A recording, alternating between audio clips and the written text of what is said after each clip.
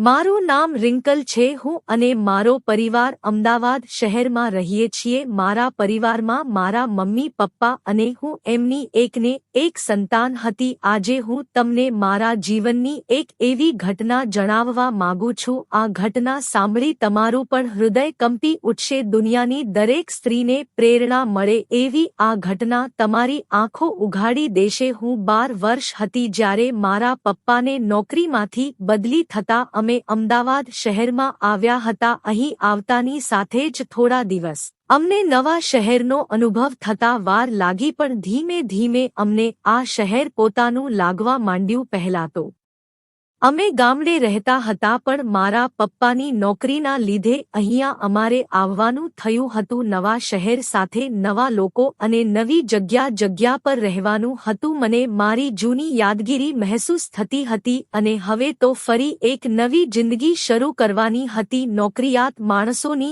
આ જિંદગીથી સૌ કોઈ વાકેફ છે, એમાં કંઈ નવું ન હતું. મારા મમ્મી પપ્પાને હું એકની એક સંતાન હોવાથી એમણે મને પૂરેપૂરા લાડકોડમાં ઉછેરી હતી. નાનપણથી જ મને તૈયાર થવાનો અને ચણિયાચોળી પહેરવાનો ગાંડો શોખ હતો. હું રોજ મારા મમ્મી પાસે મને તૈયાર કરવાની જીદ કર્યા કરતી. નાનપણથી જ ઘરમાં એકલી હોવાથી મારા મમ્મી પપ્પાએ મારી બધી જ જીદ અને માંગણી પૂરી કરી હતી. અને સાથે સાથે હું પહેલેથી જ એકલી રહેવાવાળી વ્યક્તિ હતી, કારણ કે ઘરમાં કોઈ બીજાનો સાથ ન હતો. એટલા માટે હું વધારે એકલા જ રહેવાનું પસંદ કરતી હતી. ક્યારેક મારા મમ્મી પપ્પા મને કોઈ પાર્ટીમાં કે કોઈ ફંક્શનમાં સાથે લઈ જાય તો પણ હું ઘરે જવાની જીદ કર્યા કરતી. મારા પપ્પાએ શહેરની એક નાની સ્કૂલમાં મારું એડમિશન કરાવી આપ્યું અને નવી સ્કૂલમાં આજે મારો પહેલો દિવસ હતો. અંદરથી તો મને ખૂબ ગભરાહટ થતો હતો, કેમ કે અહીંયા હું કોઈપણને ઓળખતી ન હતી. હજુ તો માંડ મારી જૂની શાળામાં મને મજા આવવા લાગી હતી. ત્યાં તો મારે બીજી શાળામાં ભણવાનું થયું. મારા પપ્પા મને પહેલા દિવસે મારી શાળાએ મૂકી ગયા અને મારા માથા પર હાથ મૂકીને કહ્યું, બેટા, એમાં ગભરાવાની જરૂર નથી. બધાને પોતાના સમજીને રહેવા લાગજે, એટલે તને મજા આવશે. હું તો આમ પણ લોકો સાથે કોઈ ખાસ વાતચીત કરવા વાળી ન હતી, અને એમાં પણ આજે આ નવા લોકો સાથે રહેવા માટેનો પહેલો દિવસ હતો. મેં શાળાની અંદર પ્રવેશ કર્યો અને મારા ક્લાસરૂમમાં પહોંચી ગઈ. ક્લાસ આખો વિદ્યાર્થીઓથી ભરેલો હતો. મને જોઈને ત્યાં રહેલા અમુક વિદ્યાર્થીઓ મારી ઉપર હસી મજાક ઉડાવતા અને મારી સામે હાથ કરી ખડખડાટ હસતા રહ્યા. હું નીચું જોઈને આગળ ચાલવા લાગી અને મારી બેન્ચ પર જઈને બેસી ગઈ. લેક્ચર પૂરો થતા 10 મિનિટનો બ્રેક પડ્યો અને એમાં હું બસ મારી બેન્ચ પર બેઠી હતી અને પાછળથી અમુક લોકો બોલતા હતા કે જો તો ખરી કેવી ચોટલી વાળીને આવી છે, ગામડિયન લાગે છે. અને આ એક વિદ્યાર્થીની વાત સાંભળી આસપાસ રહેલા બધા જ મારી સામે જોઈને હસવા લાગ્યા. મને બહુ ખરાબ લાગતું હતું. હું ધારું તો પણ આ લોકોને કંઈ જવાબ દઈ શકું એમ ન હતી. હું તો બસ આજનો દિવસ પૂરો થાય એની જ રાહ જોઈને બેઠી હતી. શાળા પૂરી થઈ અને મારા પપ્પા મને લેવા આવ્યા. મારો ચહેરો જોઈ એ સમજી ગયા કે આજે મને શાળાએ મજા આવી નથી. છતાં મેં એમને કંઈ કહ્યું નહીં અને એમણે મને દિલાસો આપતા કહ્યું કે બેટા, હજુ તો આજે પહેલો દિવસ હતો, ધીમે ધીમે તને ગમવા લાગશે. એ દિવસની રાતે તો મને ઊંઘ પણ નહોતી આવતી. મને એ જ વિચાર આવ્યા કરતા કે હવે કાલે સવારે મારી સાથે આ લોકો શાળાએ શું કરશે. દિવસેને દિવસે મારા ક્લાસમાં રહેલા આ વિદ્યાર્થીઓનો ત્રાસ વધતો ગયો. ક્યારેક તો એ સર મેડમની હાજરીમાં પણ ચિઠ્ઠી ચબરખી મારીને મને હેરાન કર્યા કરતા. એક દિવસ તો જાણે હદ થઈ ગઈ. એમાંથી 2 લોકોએ મને કહ્યું કે તને કોમ્પ્યુટર લેબમાં મેડમ બોલાવે છે. અને હું કમ્પ્યુટર લેબમાં ગઈ. ત્યાં જઈને જોયું તો ત્યાં કોઈ પણ હાજર ન હતું અને મને થયું કે આ લોકો મને હેરાન કરવા માટે અહીંયા મોકલી હશે. હું રવાના થવા પાછળ ફરી અને ધડ કરીને દરવાજો બંધ કરી દીધો, બહારથી લોક કરી દીધો. હું દોડીને દરવાજા તરફ ગઈ અને જોર જોરથી મારો હાથ દરવાજા તરફ થપકારવા લાગી. બૂમાબૂમ કરી રડવા લાગી, પણ કોઈ મારો અવાજ સાંભળતું ન હતું. આજે તો આ લોકોએ મને એટલી હેરાન કરી દીધી કે હું મારા મમ્મી પપ્પા પાસે પણ કેવી રીતે જઈશ. વિચારીને મને વધારે ને વધારે રડવું આવતું હતું. આમ તો પહેલેથી જ હું એટલી મોટી થયેલી અને વધારે કંઈ અનુભવ ન હતો એટલા માટે મનથી થોડી ડરપોક હતી. નાની નાની વસ્તુમાં ગભરાઈ જતી હતી. મારા પપ્પા ઘણીવાર મને સમજાવતા કે તું થોડી બહાર નીકળ, દુનિયાને સમજ તો આ દુનિયા સામે લડવાની તારામાં તાકાત આવશે. પણ મને એમની વાતમાં કંઈ રસ હતો નહીં. ઘણી મથામણ કર્યા પછી કોઈ પણ આ દરવાજો ખોલવા ન આવ્યું. હવે તો મારો અવાજ પણ બૂમો પાડી પાડીને બેસી ગયો હતો. મેં આસપાસ નજર કરી કે ક્યાંકથી કંઈ રસ્તો મળે કે હું બહાર નીકળી શકું, પરંતુ કમ્પ્યુટર લેબની બધી જ બારીઓ બહારથી બંધ હતી. આસપાસ કોઈ વસ્તુ પણ ન હતી કે હું એની મદદથી બહાર નીકળી શકું. મારા લેબમાં ગયાને ઘણો સમય થઈ ગયો હતો. મારું મન ખૂબ ગભરાતું હતું અને એ જ ગભરાહટમાં હું બેહોશ થઈ ગઈ. એના ઘણા સમય પછી મારી આંખ પર પાણીનો હટકારો આવ્યો અને મને હોશ આવ્યા. મેં ધૂંધળી આંખે સામે નજર કરી તો મારા પપ્પા હાફડા ફાફડા થઈને મને પોતાના ખોળામાં લઈને બેઠા હતા. મારા પપ્પાને જોઈને હું રડવા લાગી. પછી મેં મારા પપ્પાને અત્યાર સુધીની બધી વાત જણાવી. થોડીવાર તો મારા પપ્પા ગુસ્સે થઈ ગયા અને અમારા આચાર્યને આ લોકોની ફરિયાદ કરી દીધી. આચાર્યએ પણ કડક કાયદા લીધા અને આ લોકોને સજા આપી. પછી મારા પપ્પા મને ઘરે લઈ ગયા. રસ્તામાં હું એક પણ શબ્દ બોલી ન હતી. હજુ મારા હાથ અને પગ ધ્રુજતા જ હતા. ઘરે જઈને મારા પપ્પાએ મને એની પાસે બેસાડી માથા પર હાથ ફેરવીને કહ્યું, બેટા, એક વાત હંમેશા જીવનમાં યાદ રાખજે, જ્યારે પણ મુસીબતમાં હોઈએ ત્યારે બીજાની મદદની અપેક્ષા કરતા પોતાના પર આત્મવિશ્વાસ રાખવો જોઈએ, જેથી ગમે એવડી મુસીબત હોય તમે એમાંથી બહાર નીકળી શકો. અને માણસોની સાચી લડાઈ તો એના ડર સામે જ હોય છે. જો એના ડરને હરાવી શકે તો એ માણસ જીવનમાં ક્યાંય પાછો પડતો નથી. અને હું નથી ઈચ્છતો કે મારી દીકરી એટલી નરમ બને. કદાચ હર સમયે તારા પપ્પા તારી મદદ કરવા નહીં આવી શકે. તારે મનથી થોડું મક્કમ થવું પડશે. પપ્પા જે કંઈ પણ મને કહી રહ્યા હતા એ બધું જ સાચું હતું, પરંતુ આજ સુધી મને આવો કોઈ અનુભવ થયો ન હતો અને નાની નાનીની વસ્તુમાં મને ખૂબ ડર લાગતો હતો. આ ડર મારો ક્યારેય પણ ઓછો નહીં થાય એ તો હું જાણતી હતી. હું મારી રીતે મારું ધ્યાન રાખીને આવી મુસીબતમાંથી બચવાનો પ્રયાસ કરતી હતી. દિવસો વીતતા ગયા. ધીમે ધીમે સ્કૂલમાંથી કોલેજમાં મારા પગ પડ્યા. બાર સાયન્સમાં મેં 90% મેળવીને મારા મમ્મી પપ્પાને ગર્વ થાય એટલી મહેનત કરી હતી. હવે તો કોલેજમાં જવાનો સમય હતો. સ્કૂલમાં મારા 6-7 એવા મિત્ર બની ગયા હતા કે જે હવે મારી પરિવાર જેવા જ હતા. અમે બધાએ એક જોડે જ એક જ કોલેજમાં એડમિશન લીધું. હું તો પહેલેથી જ ડિસિપ્લિનમાં રહેવાવાળી અને ક્યારેક ક્યારેક મજાક મસ્તીમાં પણ ભાગ લેવાવાળી હતી. ઉંમરની સાથે ભગવાને મને સુંદરતામાં પણ હાથ ખોલીને આશીર્વાદ આપ્યા હતા. મારા પરિવારના બધા જ લોકો મારા મમ્મી પપ્પાને કહ્યા કરતા કે તમારી દીકરી તો ખૂબ દેખાવડી છે, આને તો કોઈ પણ સારો મૂર્તિઓ મળી જશે. આ લોકોની વાત સાંભળી મને થોડો ગુસ્સો આવી જ હતો કે સમાજના લોકો હંમેશા છોકરીનું રૂપ જોઈને જ એને પસંદ કરે છે, એના સંસ્કાર કે એનું ભણતર યારે ધ્યાનમાં લેતા નથી. અને મારા પપ્પાએ એમને વળતા જવાબમાં કહી દેતા કે અમને કોઈ પણ જાતની ઉતાવળ નથી કે અમે અમારી રિંકુનું સગપણ એટલી જલ્દી કરી નાખીએ. પહેલા હું એને એની જીવન જીવવા દેવા માંગુ છું. એના સપના પૂરા કરી લે, પછી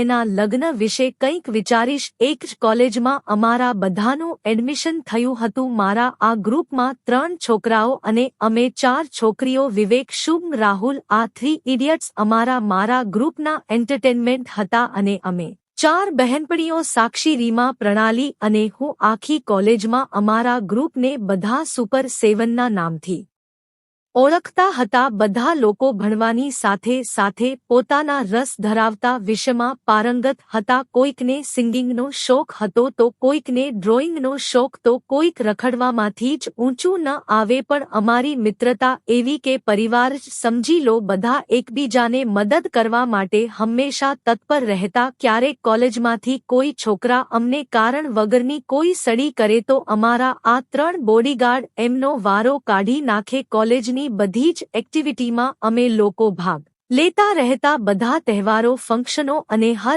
એક વસ્તુમાં અમારું સ્થાન હંમેશા પહેલા નંબર જ આવતું હતું। ક્યારેક તો આ લોકો મારી મજાક ઉડાવતા કહેતા રહેતા, રિંકુ આમ તો તું બહુ હોશિયાર છે, પણ એક વાતનો અફસોસ છે કે યાર તું બહુ ડરપોક છે। નાની નાની વસ્તુમાં આમ કોણ ડરે? તને તો કોઈ પાછળથી બોલાવે તો પણ તું ઝબકી જાય છે। આમ કરીશ તો જિંદગીમાં શું આગળ વધીશ? હું એ લોકોને કહેતી કે બસ હવે કરાટેની ટ્રેનિંગ શરૂ કરવી છે, પછી તમે બધા જુઓ એક એકને એવા મુક્કા મારીશ કે હવે અહીંયા ને અહીંયા ઢેર થઈ જશો। અને બધા ખડખડાટ હસવા લાગતા। અભ્યાસની સાથે અમારી મજાક મસ્તી પણ હંમેશા જરૂર હતી। એમાં પણ નજીકના દિવસોમાં જ મારો ફેવરિટ તહેવાર એટલે કે નવરાત્રી આવવાની હતી। ભાગ્ય જ કોઈક એવો માણસ હશે કે જેને નવરાત્રી પસંદ નહીં હોય, પરંતુ ગુજરાતની કોઈ એવી છોકરી નથી કે જેને નવરાત્રીની રાહ ન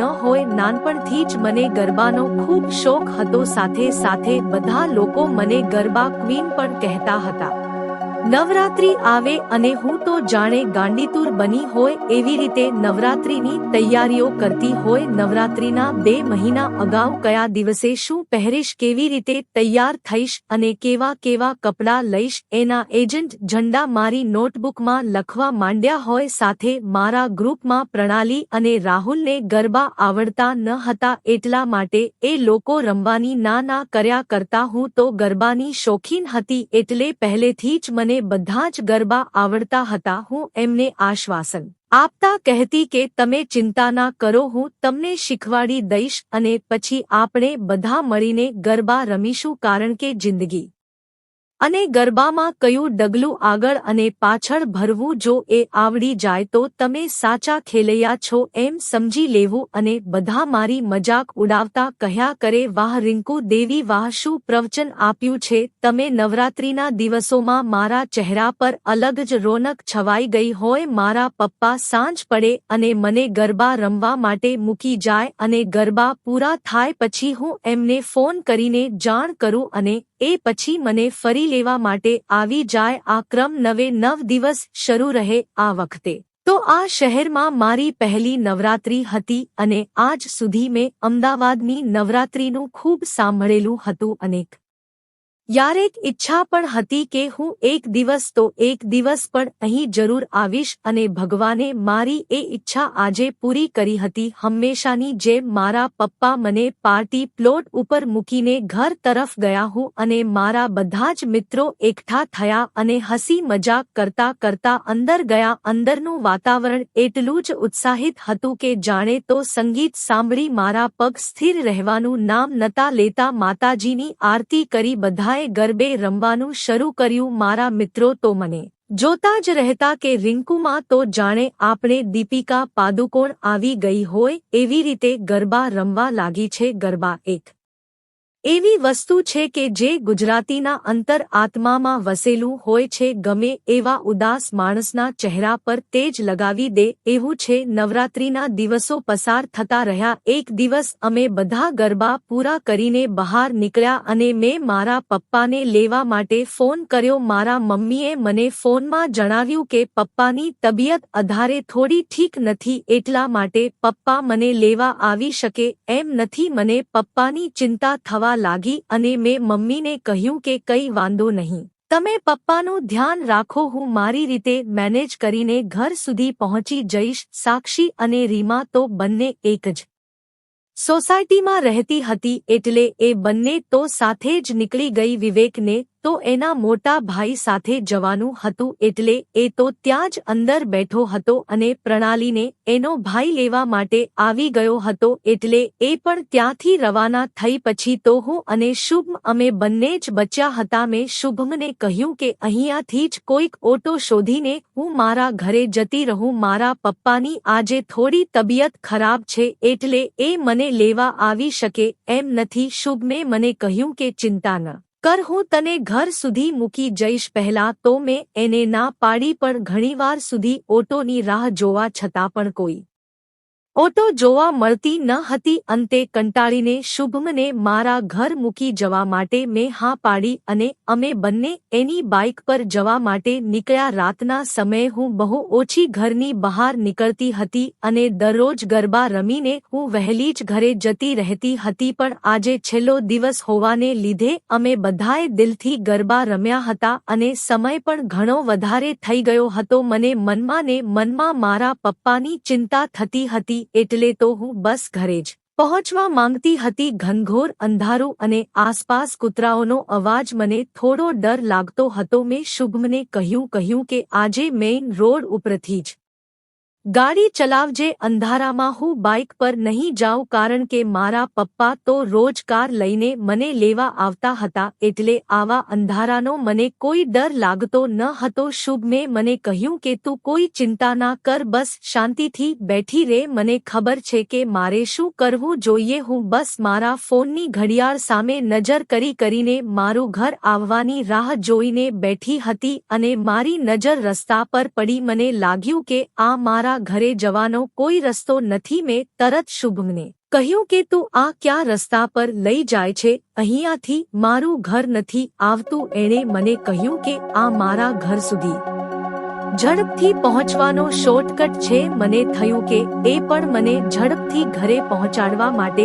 આ શોર્ટકટમાંથી ગાડી ચલાવતો હોય હશે અને હું શાંતિથી ગાડીમાં બેઠી રહી. આસપાસ માત્ર જાડી ઝાંખરી અને નાનકડી કેડી વાળો રસ્તો, ચારે તરફ અંધારું અને રસ્તો પણ સુમસામ. મારો જીવ ગભરાવા માંડ્યો અને મેં શુભમને ગભરાતા કહેવા લાગી કે તું અહીંયાથી ગાડી વાળી લે, ભલે ઘરે જવામાં મોડું થાય પણ તું આવા રસ્તા પર ગાડી ના ચલાવ. શુભમે મને કહ્યું કે માંડ આજે મોકો મળ્યો છે તો મારા રસ્તામાં આડી ન આવ, મને જે કરવું છે એ કરવા દે. શુભમની આ વાત સાંભળી મારા મનમાં થોડી શંકા થઈ કે આ શું બોલી રહ્યો છે અને એ મને આવા સુમસામ રસ્તા પર કેમ લઈ જાય છે. થોડી વાર રહીને એણે એક રસ્તા પર ગાડી ઊભી રાખી. આસપાસ દૂર સુધી જંગલ જેવું જ દેખાતું હતું અને આ એક નાનકડી કેડી જ્યાં એણે ગાડી ઊભી રાખી હતી ત્યાંથી આગળ કોઈ રસ્તો ન હતો અને એની બાજુમાં જ એક મોટી ખાઈ હતી. આસપાસ કોઈ પણ લોકોની અવરજવર ન હતી. મને મનમાં નબળા વિચાર આવવા લાગ્યા કે આ શુભમ શું કરી રહ્યો છે. હું તો એના પર ગુસ્સે થઈ ગઈ અને રાહુલ મને કહેવા લાગી કે તને ભાન છે કે તું ક્યાં આવ્યો છે, મારે ઘરે જવાનું મોડું થાય છે અને તું અત્યારે ક્યાં લઈને જઈ રહ્યો છે. એને મારી સામે નજર કરીને કહ્યું કે મને બધી જ ખબર છે કે હું ક્યાં આવ્યો છું અને કેમ આવ્યો છું. ખબર નહીં કેમ પણ મને આજે એની આંખમાં કંઈક બીજું જ દેખાતું હતું, જાણે તો એની નિયત બગડી હોય એવો મને આભાસ થતો હતો. પછી એણે એક સુમસામ જગ્યા પર એની ગાડી ઊભી રાખી અને મને નીચે ઉતારવાનું કહ્યું. હું બહુ ગભરાઈ ગઈ અને એને કહેવા લાગી કે પ્લીઝ મને મારા ઘરે પહોંચાડી દે. આ તું મને ક્યાં લઈને આવ્યો છે. એટલી વારમાં તો મને મારી પાછળથી કંઈક અવાજ આવ્યો. મેં ગભરાઈને મારી પાછળની તરફ જોયું તો બે છોકરાઓ અમારી તરફ આવી રહ્યા હતા. આ બંને આવીને રાહુલની સાથે ઊભા રહી ગયા અને આ આવેલા છોકરાઓ મને ખરાબ નજરથી જોતા અને ચહેરા પર કંઈક અલગ પ્રકારનું જ હસતા હતા. શુભ મારી પાસે આવ્યો અને કહેવા લાગ્યો કે કેટલા સમયથી રાહ જોઉં છું કે ક્યારે તું મને એકલી મળે, પણ તારા જેવી ડરપોક ક્યારે હાથમાં લાગી ન હતી. આજે માંડ લાગમાં આવી છો તો કેવી રીતે છોડું તને. અને આ ત્રણેય લોકો મારી નજીક આવવા ગયા હું એક એક ડગલા પાછળ ભરતી એમ આ લોકો એક એક ડગલા આગળ આવતા હતા. મને કંઈ સમજાતું ન હતું કે હવે મારી સાથે શું થવાનું છે. મિત્રો, આગળ શું બન્યું એ ઘટનાની વાત કરીએ તેના પહેલા જો આપ ચેનલ પર નવા દર્શક હોય તો નીચે આપેલું સબસ્ક્રાઇબનું બટન દબાવીને ચેનલને અત્યારે જ સબસ્ક્રાઇબ કરી લેજો જેથી દરેક નવા એપિસોડની માહિતી આપને સમયસર મળતી રહે. શુભ મેં મારી નજીક આવીને મારો હાથ પકડી લીધો અને કહેવા લાગ્યો કે હું તને ખૂબ જ પ્રેમ કરું છું, એટલે મારી થઈ જા, બાકી હું તને જીવતી નહીં છોડું. હું એની વાત સાંભળી ખૂબ ગભરાઈ ગઈ અને કહેવા લાગી કે તું શું બોલી રહ્યો છે? આપણે તો ખૂબ સારા મિત્રો છીએ અને તું આ મારી સાથે શું કરી રહ્યો છે? એ મને કહેવા લાગ્યો કે આપણે મિત્રો તો રહીશું જ, એમાં મને કોઈ વાંધો નથી, પણ બસ આજની રાત અમને ત્રણેય દોસ્તારોને ખુશ કરી દે. કાલથી અમે તને કામ વગર પણ બોલાવીશું નહીં. શુભમની આ વાત સાંભળતા જ મને એના પર ગુસ્સો આવ્યો અને મેં એને એક તમાચો લગાવી દીધો. મારા તમાચાને લીધે એનો મર્દ અહંકાર ગવાયો અને જાણે તો એનામાં કોઈ રાક્ષસ કે હેવાન આવી ગયો હોય એવી રીતે મારા સાથે બળજબરી કરવા લાગ્યો. હું બૂમાબૂમ કરવા લાગી, આ બધા સામે હાથ જોડતી રહે અને મારી ઇજ્જતની ભીખ માંગતી રહી, પણ આ લોકો મારી કોઈ વાત સાંભળતા ન હતા. મને અફસોસ થતો હતો કે મેં શા માટે શુભમની સાથે ઘરે જવાનું નક્કી કર્યું. હવે તો મને ખબર પણ ન હતી કે હું ઘરે જઈ શકીશ કે નહીં. મારા મમ્મી પપ્પા ઘરે મારી રાહ જોતા હશે અને હું આવા હેવાનનો શિકાર બની ગઈ હતી. હું આજ સુધી આવી રીતે એકલી ઘરની બહાર અને એ પણ રાતના સમયે નીકળી ન હતી અને જે વસ્તુને લઈને મને ડર હતો આજે મારી સાથે એ જ થઈ રહ્યું હતું. મેં મારો ફોન બહાર કાઢી મારા પપ્પાને ફોન કરવાનો પ્રયત્ન કર્યો અને આ હોકરામાંથી એકે મારો ફોન હાથમાંથી ખેંચી લીધો અને દૂર ફેંકી દીધો. હું ફોન લેવા માટે દોડી અને એકે મને પાછળથી પકડી લીધી. મેં છૂટવા માટેની ઘણી મથામણ કરી પણ હું એમાંથી નીકળી શકતી ન હતી. આસપાસ એક પણ માણસ જોવા મળતો ન હતો કે કોઈ મારી મદદ કરી શકે, કારણ કે શુભ જાણી જોઈને મને કોઈ એવી જગ્યાએ લઈને આવ્યો હતો કે જે જગ્યા પર કોઈ પણ માણસ ક્યારે આવતું ન હોય. મેં ત્યાંથી ભાગવાનો પણ પ્રયાસ કર્યો પણ આ લોકોએ મને પકડી લીધી. હું એ લોકો પાસે વિનંતી કરતી કરતી એના પગમાં બેસી ગઈ કે કૃપા કરીને મને ને છોડી દો, હું કોઈ પણને કંઈ નહીં કહું, બસ મને અત્યારે જવા દયો. એમાંથી એક બોલ્યો કે જવા દેવા માટે થોડા તને અહીં લાવ્યા છીએ, અમે કહીએ એમ કર પછી તને જવા દઈએ. તમે જે કહી રહ્યા છો એ કોઈ દિવસ શક્ય નહીં થાય. તમારે જે કરવું હોય એ કરી લ્યો. મારી આ વાત સાંભળતા જ શુભમને ગુસ્સો આવી ગયો અને એણે મારા વાળ પકડીને કહ્યું કે આમ તો ગરોળી જોઈને પણ બૂમાબૂમ કરે છે તો એટલી જીભ કેમ ચલાવે છે? તારા જેવી છોકરીઓને તો ઝાડમાં ફસાવી એ અમારી ચપટીનો ખેલ છે. મને કંઈ સૂચતું ન હતું કે હું કેવી રીતે હવે મારો બચાવ કરીશ. અચાનક મારા પપ્પાને યાદ કરતા મને એમના કહેલા શબ્દો યાદ આવ્યા કે જિંદગીમાં સૌથી મોટી લડાઈ આપણે આપણા ડર સાથે જ કરવાની હોય છે. જો આપણે એને હરાવી દીધો તો આપણે જીવનમાં જીતી ગયા સમજી જવાનું. મેં એક ઊંડો શ્વાસ લઈ ઘૂંટણ પર નીચે બેસી ગઈ અને હાથ જોડતા જોડતા રડવાનો ઢોંગ કરી નીચે આસપાસ નજર કરી અને મને 2-3 નાના મોટા પથ્થર દેખાયા. મેં પથ્થર લેવાની કોશિશ કરી અને 2 પથ્થર મારા હાથમાં આવી ગયા. મેં મોકો જોતા જ આ પથ્થર આ લોકો પર ફેંકી અને એકને માથા પર પથ્થર વાગી ગયો એટલે બીજો એને સંભાળવા ગયો. ત્યારે મેં શુભમને જોરથી ધક્કો મારી ત્યાંથી ભાગી નીકળવા માટે આગળ ગઈ. સાથે મેં એક ધૂળની મુઠ્ઠી પણ હાથમાં ભરી લીધી. રાહુલ જેવો ઊભો થઈને મારી પાછળ દોડવા ગયો. ત્યાં જ મેં આ ધૂળ ભરેલી મુઠ્ઠી એના ચહેરા ઉપર નાખી અને એની આંખમાં ધૂળ જતા એને કંઈ સ્પષ્ટ દેખાતું ન હતું અને મને મોકો મળી ગયો કે હું ત્યાંથી નીકળી શકું. પેલા છોકરાઓની પાસે મારો ફોન મેં હળવેકથી ખેંચી લીધો અને એમાંથી 100 નંબર પર ફોન લગાવી દીધો અને હું આસપાસ કંઈ પણ જોયા વગર ભાગવા લાગી. એટલી વારમાં તો આ લોકો પણ મારી પાછળ દોડવા લાગ્યા અને કહેવા લાગ્યા કે આજે તો હવે તું નહીં બચે. તે બહુ ખોટું કરી દીધું. હું અંધારામાં અજાણ્યા રસ્તા પર દોડવા લાગી અને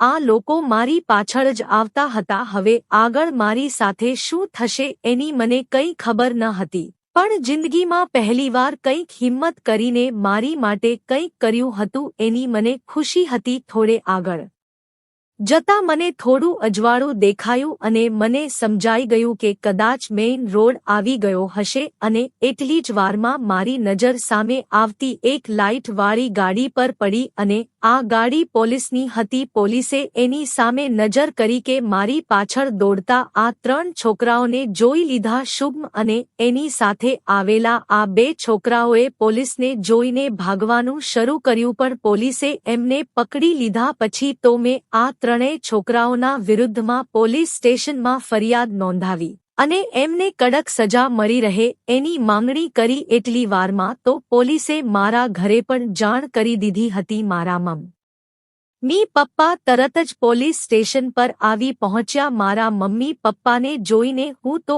એમને ભેટીને રડવા જ લાગી. મારા પપ્પાનું શરીર પૂરી રીતે તપતું હતું, છતાં મારી આ વાત સાંભળતા એ અહીંયા દોડી આવ્યા. પછી તો પોલીસ ઇન્સ્પેક્ટરે આખી ઘટનાની મારા માતાપિતાને વાત કરી. આજે મને મારા પપ્પાની આંખોમાં મને લઈને ગર્વ અને ચિંતા બંને દેખાતી હતી. એક તો એમના વગર એની લાડકી સાથે બનેલી ઘટના અને બીજી તરફ એની લાડકીએ આજે સિંહણ બનીને સામનો કરેલી આ ઘટના. આજે મને પહેલીવાર અંદરથી ડર નહોતો લાગતો અને મારું મન એટલી હિંમત કરીને આવી મુસીબતનો સામનો કરીને ખુશ હતી. હું શુભમની પાસે ગઈ અને ફરી એને એક તમાચો લગાવ્યો અને કહ્યું, થેન્ક યુ મારો ડર આવી રીતે ખતમ કરવા માટે. પણ એક વાત યાદ રાખજે કે ક્યારે કોઈ છોકરીને નબળી સમજતો નહીં. છોકરીની તાકાત ભલે કીડીની જેમ હોય, પણ જ્યારે એ ચટકો ભરેને ત્યારે ભલભલાને સુજાડી દે છે. કદાચ તારે કોઈ બહેન નહીં હોય એટલે તારા મનમાં આવા ખરાબ ઈરાદા આવ્યા. જો તારે કોઈ બહેન હોત તો તે આ કામ ન કર્યું હોત. અને હું આજની બધી જ સ્ત્રીઓને એ જ કહેવા માંગુ છું કે હંમેશા કોઈ નારીની રક્ષા કરવા માટે શ્રીકૃષ્ણ ભગવાન નહીં આવે. હવે નારીએ જ પોતે શ્રીકૃષ્ણ ભગવાન બનવું પડશે. અને જો એક સ્ત્રીની અંદર લક્ષ્મીમાં હોય છે તો એની અંદર ક્યાંક એકમાં દુર્ગા પણ હોય છે, જે આવા અસુરોનો વિનાશ કરે છે. બસ એ સમયે હિંમત કરીને મારી જેમ આવી મુસીબતનો સામનો કરવો પડે. અને આજના સમયમાં તો બહારના લોકો કરતા ઘરના સમજતા ભેડિયા જ આવી માસૂમ દીકરીઓનો શિકાર કરે છે, જેથી દરેક સ્ત્રીએ પોતાની જાતે જ એની સલામતીનું પહેલા વિચારવું પડશે.